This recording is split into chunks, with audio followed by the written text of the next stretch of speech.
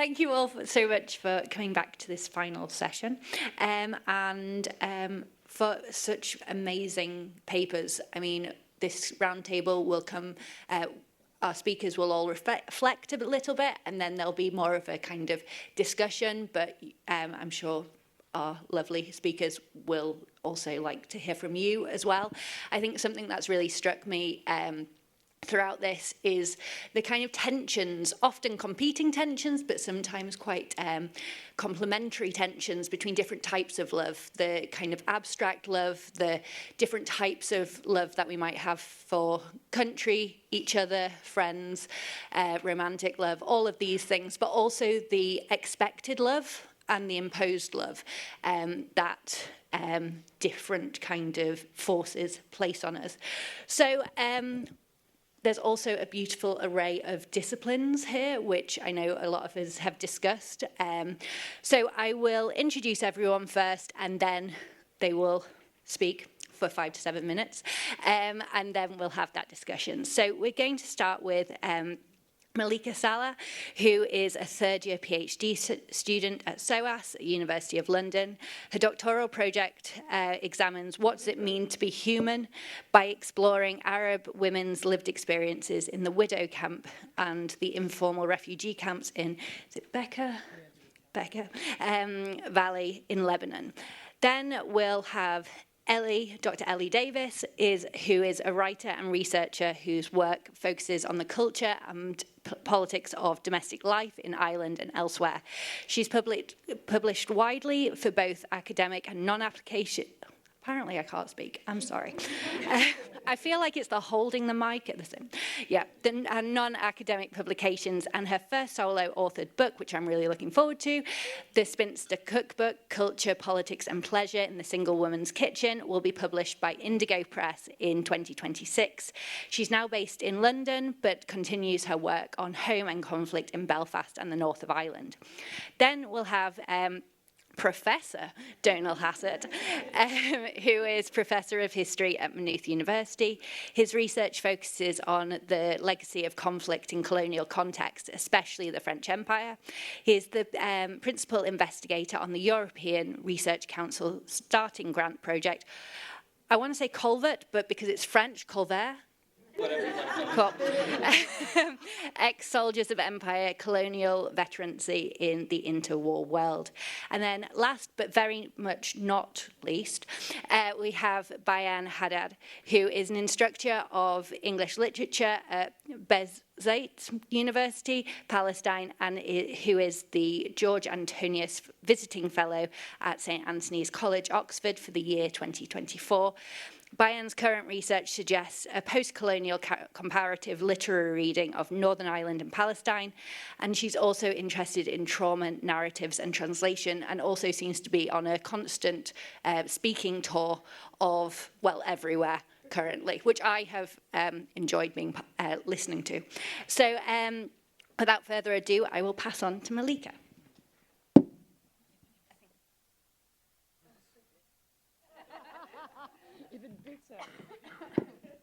Yes.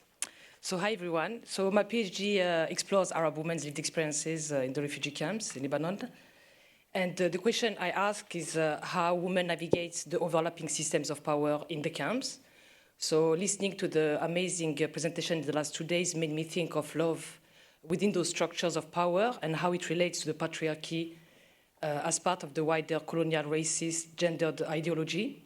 So for me, the main theme that emerged throughout the presentation was the way love is connection and war is disconnection. And it kind of symbolizes how connection humanizes and how disconnection dehumanize. So what was also interesting was the different expression of love within the different presentation and how love is necessary to survive. So however, when love fits the norm imposed by the structures of power, then it can be visible, it is allowed, valued, promoted. For example, the presentation of the letters for the soldiers at the front and how the love communication was facilitated by the post office to help the well-being of soldiers. This expression of love served the power structure because in this context, love helped the soldiers survive and also perform to fight better the enemy. So, but the same powers that facilitate love at the same time restricted. So if the love does not serve and challenge the power structure, then that love is invisible, lived secretly, forbidden, associated with deviancy and immorality. So that was more like what the Ruth presentation yesterday on mixed marriages, that shows the way love connects communities, which does not serve those in power. So like that strategy is to disconnect, to enable the war to carry on. So it made me think of the way love is used to the advantage of the powerful. So I did my research in the widow camp in the BK, from part of my research. So it was actually an initiative for widows to have their own space in camps. And when I got there, I was surprised to see that there was couples, there was men living in the camps, and the widows were segregated in the separated side of the camp. So the widow camp is actually run by a man who controls and manages the camp. So in Lebanon, the camps are run by Shawish, and Shawish is actually the gatekeeper of those power structure within like patriarchy and humanitarian organization, etc. So some of the widows I met are secretly married because they are not allowed to get married. Usually, if they get married, their children is taken away by the in-laws, or their own fathers or brothers refuse to let them get married. And they also lose that space in the widow camp. So these women use love to survive, but they also survive love in the context of survival. So they survive love by erasing any love communication and keeping every aspect of that relationship secret, because it will be violently reprimanded and can also lead to death. So they leave no trace. They leave no trace, so that love does not exist in the community, but help them exist as women and not only as widows. So love in this context is made visible. If it's made visible, it can be as dangerous as war, because it can lead to violence and death. And it also made me think, the conference also made me think about my work in London. So I work for a women's rights organization that focuses on helping women from the MENA region. And a lot of the support we provide those women is centered on how to safeguard women who fell in love with someone not approved by the family and the community. So in the UK, we can refer them to refuge. If they have the right immigration status, the process is straightforward. But a lot of the women are undocumented and have to seek asylum because if they will be at risk of honor killing if they returned home because they fell in love. So a lot of the applications are rejected by the Home Office. Their response is that they don't believe that story, that love could lead to death, basically. So I want to give an example of one of my clients she came on a tourist visa from Algeria and fell in love and remained in the UK, and now she's undocumented. And the Home Office have rejected her application 3 times, even though she's getting death threat from Algeria. And the argument is that in Algeria there is no civil war and that is safe, and they don't believe her story. So in this context, the life and the love of the undocumented woman in the UK doesn't serve the power structure, so it's disregarded, so they're not valued. So yeah, I just want to conclude to say that I just want to thank everyone for sharing their work, because it really inspired me to include love in my thesis. I didn't think about it before, and to think about my work at the organization differently when I work with these women. So thank you. Way ahead of time. Yeah. Thanks, Malika. I'm going to sort of share some sort of general thoughts, focusing a little bit on my research areas, but sort of other kind of more personal, in a way, angles. But yeah, just echoing the comments, this has been, these discussions that we've had over the last couple of days have just been amazing. And I'm always so thrilled by discussions that bring areas that are traditionally thought of as private, domestic, dare I say it, feminine, feminized, that bring those into public discussions and make them kind of political. My research is about domestic space, and the thing I found when I was researching for my PhD about women's experiences of the home is one of those subjects that just opens up so many things. You ask about the home, you ask about food, you ask about kitchens or bedrooms or whatever, and it just opens up. And I think love in this context has had a really similar impact. But love is quite a slippery concept. I think we've all been grappling with this over the last few days about what it is. There's no one monolithic idea of what it is. It has different expressions. It's contingent on many factors: economic, social, political, cultural, and of course personal. But having said that, I want to focus on a couple of things that struck me. So I'm going to take you back to the late 90s when I was a budding left-wing activist, and I had a T-shirt of Che Guevara, and there was a quote on it that said, and I'm sure if you probably know it, "May I say, at the risk of seeming ridiculous, that the true revolutionary is guided by great feelings of love." And I absolutely loved that. This is a time when I was like forming my political consciousness and my agency, and it's easy to kind of laugh at the corny quote, and I'm not really going to go into Che. But, you know, you do get laughed at a lot when you're an idealistic young activist. And I did get a lot of people saying, "You'll grow out of this." And I haven't grown out of it. I'm now 44. And I still very much believe in love as a political kind of dynamo, but not in a kind of, I think Roxana used the sort of term love washing, you know, not in that way. I mean, we've all been citing, many people have been citing Bell Hooks over the last few days, and I have picked out one of her quotes where she says, "Love is the will to extend oneself for the purpose of nurturing one's own or another's spiritual growth." And I think love is something that we feel. Partly it's about our feeling, you know, towards our fellow human beings, but also we feel love when we take political action on picket lines, on protests, when we form solidarities with people. And of course, those things are very complicated, and they are, you know, we've been discussing the privileges of activism and who does and doesn't get to put themselves on the line. But I think, you know, we do need to cling to that. It may sound romantic and idealistic, but I think it's really important. And of course, you know, people have brought out that those themes have been brought out by so many of the papers. I also want to talk about this may sound really perverse, but theory as love, because I've really been struck by how theory has been used over the last few days for such kind of hopeful, positive purposes.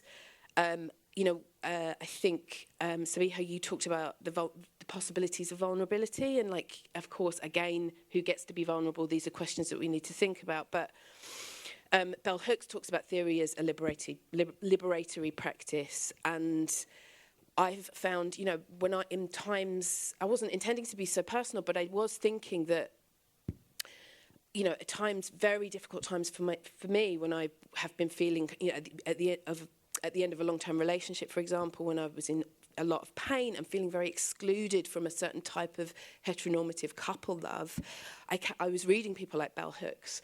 I was reading Jacqueline Rose. I was reading Judith Butler.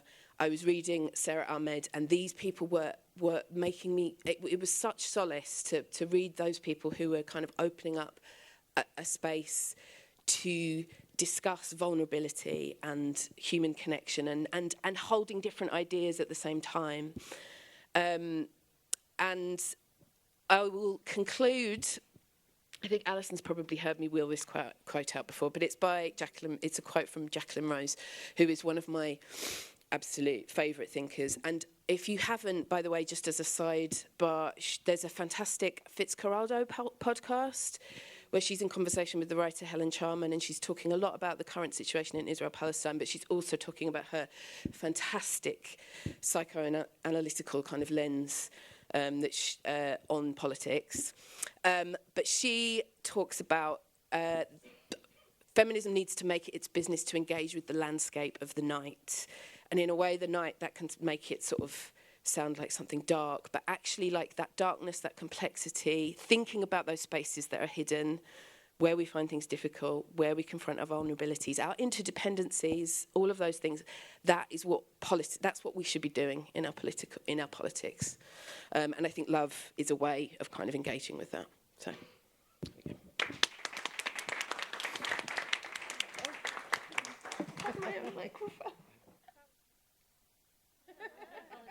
Let me start by saying how much I have enjoyed learning about and from all of your work over the last few days.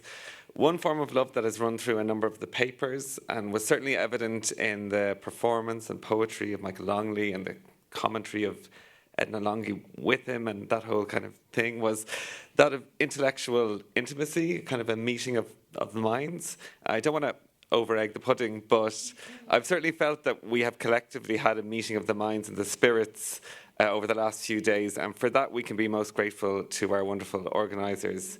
So thank you so much.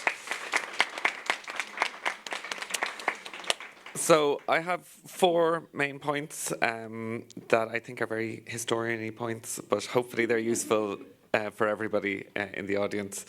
So firstly, I think it's been really fascinating to explore war, and especially total war that mobilises civilian populations, as a contradictory moment of both opportunity and repression in terms of transgressions, both sexual and romantic.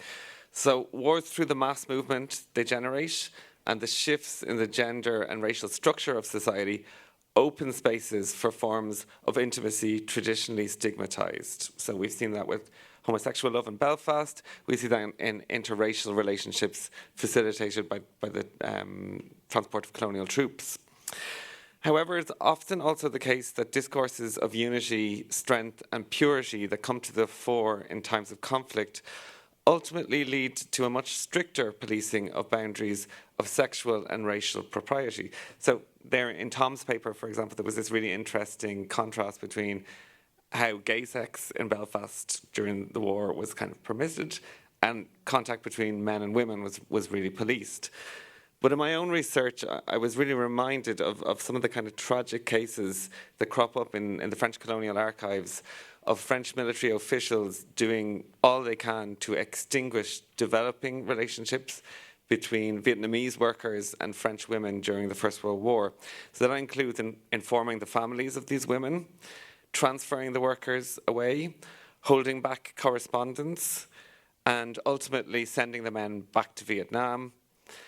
The fate of these men, who were deported without notice despite their service in the war effort, is married on the other side by the social degradation of those women who choose against the odds to persist with love and marry the colonial subjects, and in doing so lose their French citizenship and all the attendant political rights. So that leads me to my next point, where I will steal a phrase we heard from Morris, which was the dangerous bureaucracy of love in wartime. So of course love is always profoundly political, but in the context of conflict, or indeed the broader security infrastructure of racially ordered border regimes, the stakes of love and its official recognition by states are never higher. The kinds of marriage of convenience, like the one described by Morris, acts of profound love in their own way, run throughout the history of political borders and are something that happen around the world today. We live in a world where people get married in these kind of marriages that are really inappropriately, in my view, called marriages of convenience. They're marriages of love, maybe not romantic love, but love nonetheless. I think it's also important to note here how conflict and the imposition of borders, both literal and figurative, can strain and separate established relationships, including marriages. I was struck by how when we discussed mixed marriage, none of us would really think of a cross-border marriage between people of the same faith as mixed. Certainly not in Ireland. This, I suspect, is also true in other partitioned contexts. A sign of the strength of forms of identity that go beyond and are unmoored from the state. However, there is a clear and fundamental difference between the lived experience of cross-border couples here, whose freedom to travel between jurisdictions and families is guaranteed by the Common Travel Area, and the experience of Pakistani Indian couples, and especially of Palestinians with residency rights in East Jerusalem, in the West Bank, in Gaza, or in neighbouring states. So the dangerous bureaucracy of love and conflict can prevent couples and families who are legally married from living and loving together. It can also lead people to accept and facilitate separation as an ultimate expression of love, something refugees around the world will know. My third point is a very grim one. We all know intimate and romantic love can be mobilized to justify horrific forms of violence within the domestic space, but also in broader conflict. One thing that I don't think we really addressed is how violence can itself become a language of love. I'm thinking here of the macabre mementos sent back to Europe by soldiers in the wars of colonial conquest as a means of wooing women. The gifts given to wives and lovers plundered from the dispossessed and murdered of the Second World War and the Holocaust. The selfie sent from the devastated Mariupol back to the girlfriend in Russia, or the TikTok marriage proposals we have all seen from the ruins of Gaza. So how do we account for this dark side of the dialectic between love and war? But let me finish on something a bit more positive. While war carries with it death and destruction, it can also be the means by which liberation is achieved. New worlds can be built in which new forms of love can be enacted. The language of romantic and familial love permeate revolutionary discourse around the world in the 20th century. And we can problematize that in so many ways, but I don't think we should renounce that. Parents talk of their hopes of building a better world for their children. Lovers blur the boundaries between their sexual intimacy and the community of shared political struggle. We know that love is political, but also we must acknowledge that for many historical and contemporary actors, politics is love. I'll conclude on this note, and as promised to Alison, by citing the great Algerian revolutionary and poet Jean Sénac, who was a gay radical from the settler community who dedicated his life to his twin passions of promoting Algerian writers and supporting the struggle for a profoundly anti-colonial and inclusive vision of Algeria's future. So this is from his wonderful poem, Citizens of Beauty. And now let us sing of love, for there is no revolution without love. I love you. You are strong like a self-management committee, like an agricultural cooperative, like a nationalised canteen, like a midday rose, like the unity of the people, like a literacy campaign. O patient and stubborn revolution, let us dare, O my love, to sheathe ourselves in the new flowers, to give body to a new poem. Thank you.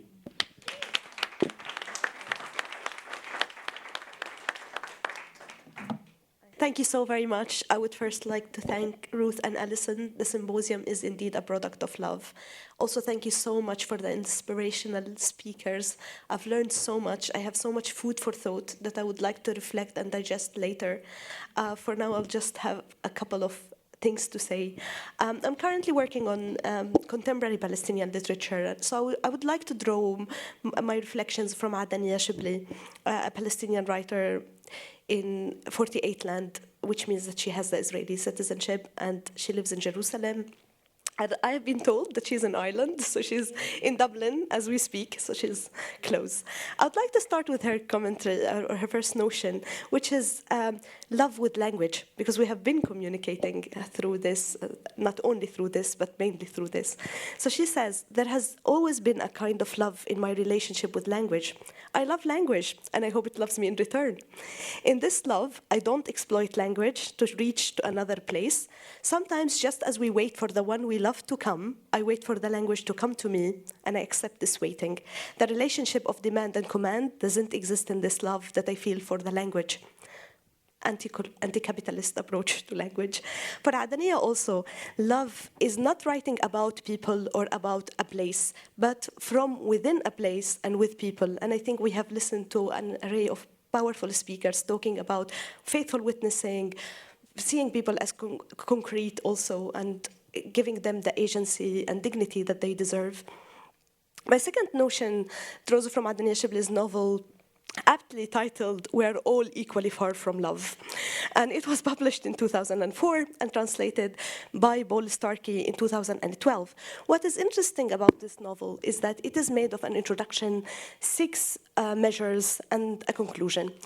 And they are fragmented. The measures, she calls them measures, because actually, lovers do measure their love in physical terms, as in someone waiting for the phone, he waits for the number of rings, someone waits for counts the number of letters that are unanswered, someone waits for counts the footsteps, etc. Actually, the fragmented structure very much reflects the fragmented geography in Palestine. So we do have it being seen that actually the nation, the community, the self, and love are thus fragmented.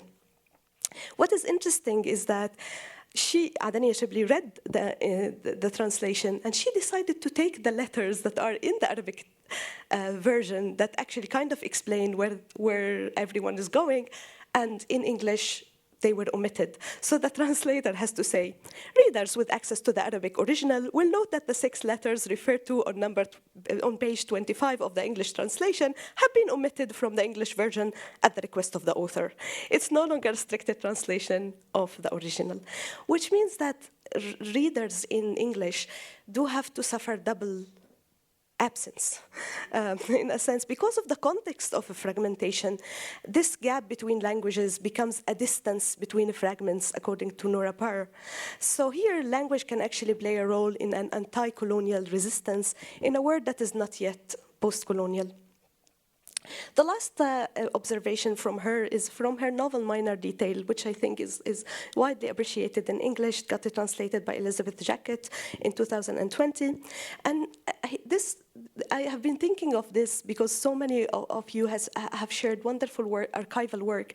So here she actually comments on it's about a matter of accessibility to archives or lack thereof, because in the narrative, the protagonist, she's from Ramallah, she goes to the State of Israel archives, but I don't want to give you any, she gets killed. So there she actually, the whole narrative is about the politics of the archivable, the tangible danger of it challenging the tyranny of the historical record and state archives. So actually she seems to suggest gleaning as a feminist post-colonial methodology, which means we search for in the leftovers or the crevices of history for the forgotten or hidden details. So that's pretty much, she does this Minor Detail seems to suggest the stories of ungrieved losses, which made me think, then whose life is worth grieving and who is not? And this is where love can be an exclusionary force. I mean, it can be distorting and distorted. If you think about it, sadly, love can be manipulative, and we all have a variation of that manipulation. It can be weaponized, really, to mark the boundaries of belonging, casting aside those we doom unworthy of affection or mourning or empathy. And sadly, in the name of distorted love, some terrible acts, including the wars that we see. So this twisted logic of this ideology, love somehow comes to justify the ultimate act of violence, murder and killing. This way of thinking about love made me think that we are heartbroken collectively. We need to acknowledge this moment of heartbrokenness. Gargi Batkayara in We the Heartbroken suggests that to be heartbroken is the true class consciousness of racial capitalism, because heartbreak is the moment when we see our pain as only a moment in a long battle between the will to live and love and the will to destroy. So she reminds us that heartbreak is when we commune with those who have been broken apart by state violence, and we understand that this violence is also meant for us.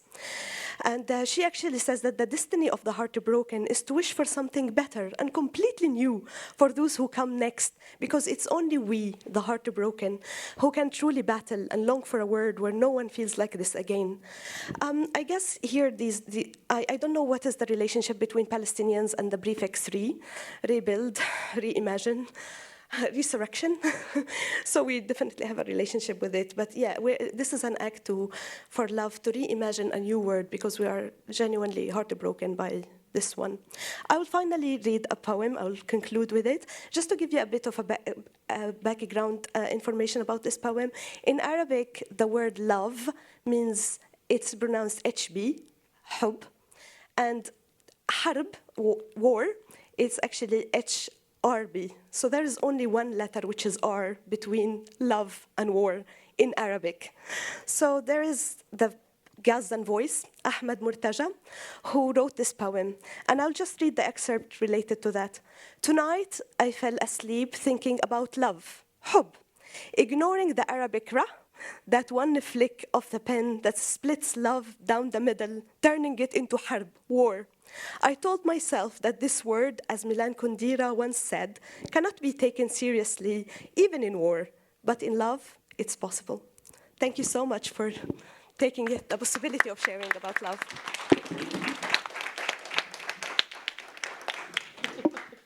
Okay, I may just start by asking our panel if they would like to respond to anything the others have said. Have a minute if you wish. Would you like to respond to anything? Thanks, Ellie. True love. Yeah, I'll give you a moment and go through it myself.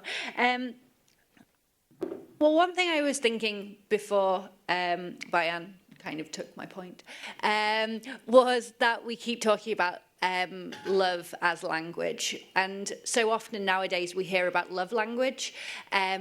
We tried to ask my dad what his love language was.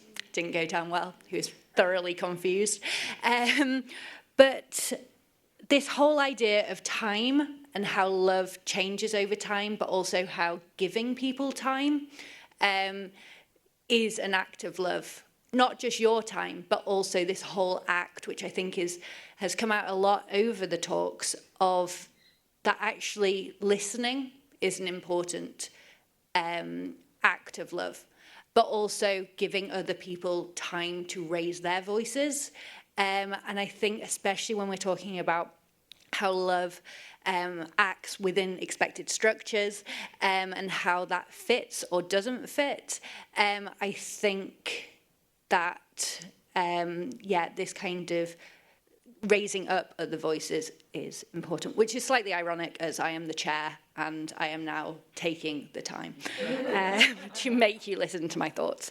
But also, I mean, I mentioned this whole idea, well, not this whole idea, but something that we keep talking about is this interdisciplinarity, the way that, or even transdisciplinarity, that we can so many of us, I mean, I was talking to Roxani about it last night, like I'm a historian based in liberal arts in the School of Arts, English and Languages. Like so many of us, just because of the way that the job market is set up, and now based in, I mean, Donal was based in French, now in a history department. So we're all learning this, and I think so often we think we're talking different languages, but actually we're talking about the same thing, we're just calling it slightly different. This was basically the foundation of mine and Alison's friendship, where we were like, oh, you're talking about theory, oh, you're talking about archives, you sound so intelligent. And then we were talking about the same thing, but also the whole idea of, like, we were at a poetry reading last night. I'm still massively intimidated by poetry, but that is the language of love. That's how it's so often put forward.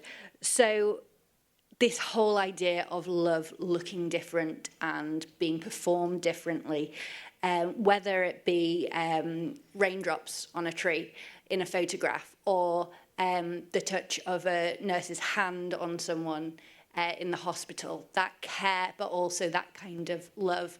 And I mean, so many of us have been on a picket line over the last however many years, and I think that element of solidarity and love and hope, they're so tied up. And yeah, as has been kind of, or even buying a bus ticket, like a little boy buying a bus ticket, all of these things, but so many of them are ephemeral or just moments in time that we don't capture. And so something that I'm finding in my own research is, how do you capture that? Especially if everyone's been dead for a long while and it's not being in archives that are often structured by patriarchal, governmental things. And so that's why, like Anna's work on the Ulster Society of Women Artists, I remembered it, and how we can use exhibition spaces to think about those different ideas. So now I'm going to throw it back to you lot, because I've given you a bit of time to think of your responses. Ellie, would you like to respond to something you picked up your microphone first? Yeah, you just said something that I was going to pick up on, but I've forgotten what it was. It went past me. So I will pick up on something that Bayan talked about. I guess, I mean, it's just a response because it feels overlapping with some of what I have been thinking about the heartbreak and the moment of possibility, for connection with others who are heartbroken, and from there, because you do need to recognise, there needs to be a recognition, doesn't there, that something is broken, we are broken, and we need to recognise that before we can sort of build it up again. And yeah, that space of like holding each other and finding a way of sort of caring for each other within that context. I think that's those. I mean, it's all, you know.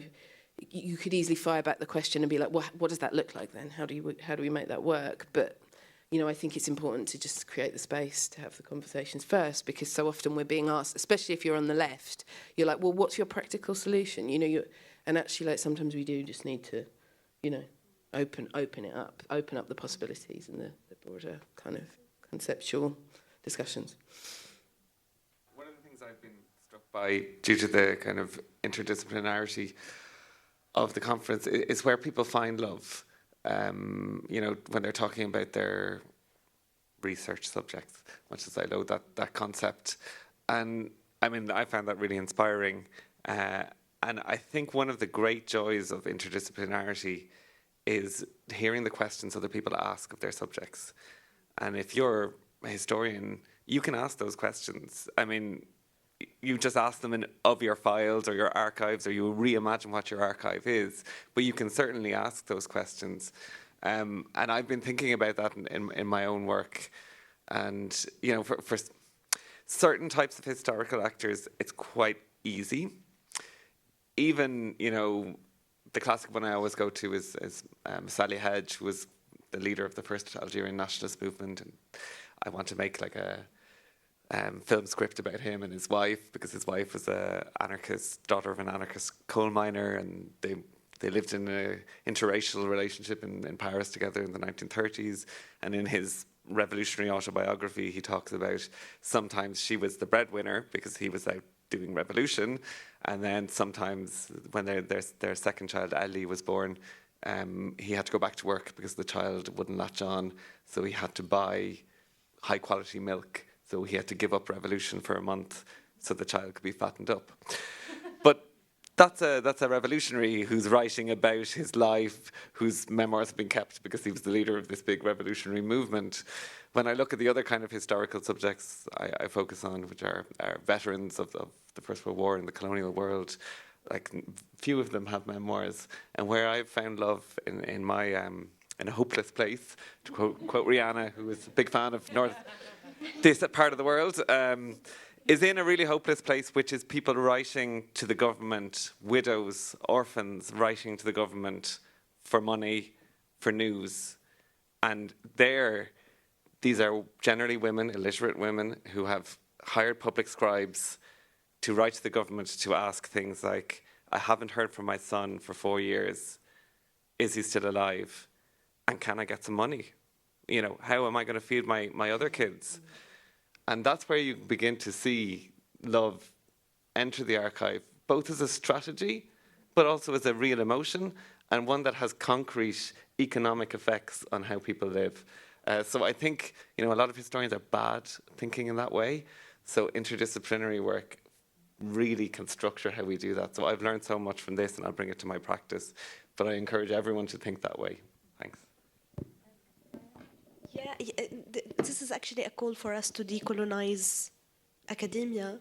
And this is something I noticed with Roxana, because she came and spoke about love and care, and she has been showing it also in action around, which this kind of praxis of academia is beautiful, and also this interdisciplinary approach where we're like, oh, we overlap. We actually, some of the speakers have spoken so poetically and beautifully that we can share also love of literature, and you can easily see. Just to draw a point on Sophie's comment, I think a lot about timeline, especially after the death of Walid Daqqa, who was a political prisoner in the Israeli prison, because he spoke about parallel time, how there is a time outside of a prison and there is a time inside the prison. And there he says something that I found quite an achievement, where he says, my modest victory over my captor is love.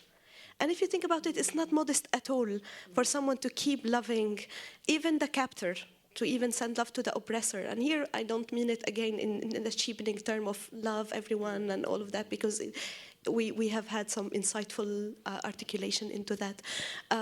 but yeah, this idea of a timeline, even when reading this timeline, 1914 to 2024, I thought how my timeline is structured differently, and I'm challenging even my structuring of time, because I grew up in just knowing these big timelines, 1948, 1967, then the first Intifada, which my mom actually lived, and this is where I shared some of her diary entries, with her permission, of course. She sent me pictures only of the diary entries that she wanted to be shared. And she actually threw out many years of diary writing because she thought they were so painful, so she couldn't tolerate them. And for me, I grew up during the second Intifada and, of course, Gaza wars. But I just realized that maybe I'm looking at it from a defeatist point of view. I'm just looking at all the points that were actually written in capital letters, war, were like waking up moments, where there is a different timeline, which I think also has been spoken about so beautifully by many sociologists and psychologists, the internal time, your own timeline. But also, in a sense, I'm counteracting this story of defeat. There is a book called Defeat, Melancholy Acts, Defeat in the Arab World by Nouri Ghana, where he actually tries to make us also think about that. And there he actually, this idea of intersectionality of different specializations can be found, because he does touch on history and literature and other measures. Thank you. Hi, I just wanted to come back on some of that, because I think so much of this interdisciplinarity, and I open my talk about, by talking about how much I love to discuss these things that are seen as private concerns. But I think also it raises the question about what we think of as knowledge, or what we think of as experience, or worthy of study and attention and love. And this is these are sort of questions of queer, decolonial, feminist scholars and methodologies, and anti-racist, of course, as well. And yeah, what are we talking about when we talk about time, or when we talk about experience, or and all of those things. And I think something like this, in its interdisciplinary focus, has sort of raised, challenged a lot, posed a lot of challenges to those kinds of traditional ideas. Just to bounce back on the decolonial, I wanted to talk about how, Azadeh, when she was talking about how she connected with her participants, and it's almost a love story between her and the participant, and I think that maybe it's the way forward in academia to decolonize, is to actually have that love for the participants. So yeah, that's all I wanted to say. Unfortunately, our timeline has ended. But I know many of you are going, well, there will be time afterwards to discuss these things more. But can you all just join me in saying thank you so much to our roundtable? And just one final time, thank you to the organisers. And to Alan. And to Alan. Alan,